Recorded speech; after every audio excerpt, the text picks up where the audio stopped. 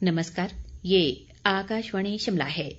अब आप प्रभा शर्मा से कोविड-19 पर विशेष समाचार सुनिए।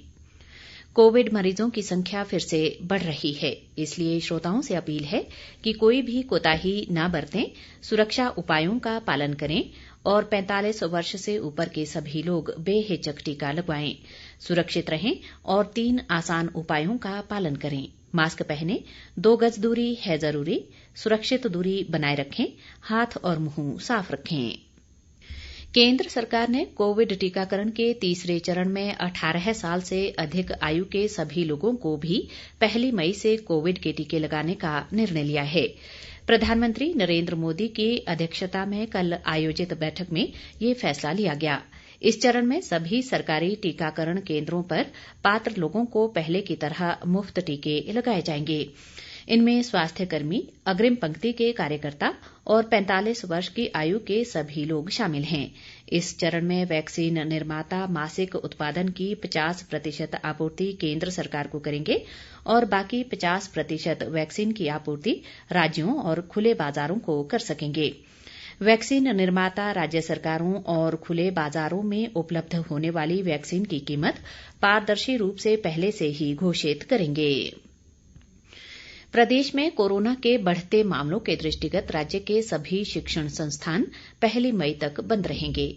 मुख्यमंत्री जयराम ठाकुर की अध्यक्षता में कल शिमला में हुई एक बैठक में ये निर्णय लिया गया। इस दौरान स्कूलों, कॉलेजों और विश्वविद्यालयों के अध्यापकों को भी अवकाश रहेगा। इसके अलावा बैठक में फील्ड के क्रियाशील स्टाफ के तबादलों पर भी पूर्ण प्रतिबंध लगाया गया।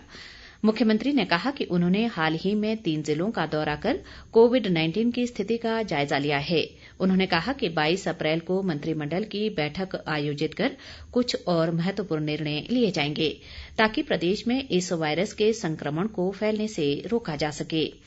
मुख्यमंत्री ने अधिकारियों को निर्देश दिए कि कोविड के बढ़ते मामलों को ध्यान में रखते हुए राज्य के विभिन्न अस्पतालों में बिस्तरों की क्षमता बढ़ाने पर विशेष ध्यान दिया जाए। उन्होंने ऑक्सीजन और मेडिकल स्टाफ की पर्याप्त उपलब्धता सुनिश्चित बनाने के लिए भी प्रभावी कदम उठाने को कहा। जयराम ठाकुर ने कहा कि Nerchowk medical college, IGMC Shimla, zonal अस्पताल धर्मशाला, टांडा मेडिकल कॉलेज, सुंदरनगर अस्पताल सहित कई अस्पतालों में बिस्तरों व ऑक्सीजन आपूर्ति की क्षमता बढ़ाई जाएगी। केंद्रीय गृह मंत्री अमित शाह ने कहा है कि कोविड की रोकथाम सरकार की सबसे बड़ी प्राथमिकता है। शाह ने कहा कि भारत ने अब तक मुस्तैदी से कोरोना महामारी का सामना किया है और देश इसकी दूसरी लहर से भी बेहतर ढंग से निपटेगा।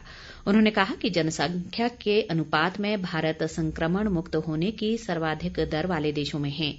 शाह ने कहा कि कोविड-19 की दूसरी लहर विश्व के लगभग सभी देशों में 2.5 से 3 गुना अधिक गंभीर है। सरकार के प्रयासों का उल्लेख करते हुए गृह मंत्री ने कहा कि केंद्र ने रेमडेसिविर इंजेक्शन के निर्यात पर पाबंदी लगा दी है और इसकी उत्पादन क्षमता 3 गुना बढ़ाने का फैसला किया है। देश में कोविड-19 से स्वस्थ होने की दर गिरकर 85.56% रह गई है। कोरोना संक्रमण से अब तक 1,31,08,582 लोग स्वस्थ हो चुके हैं।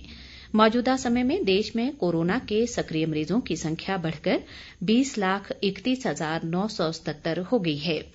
देश में कोरोना संक्रमितों की कुल संख्या 1,53,21,089 तक पहुंच गई है। संक्रमण से अब तक देश भर में 1,80,530 लोगों की मौत हो चुकी है।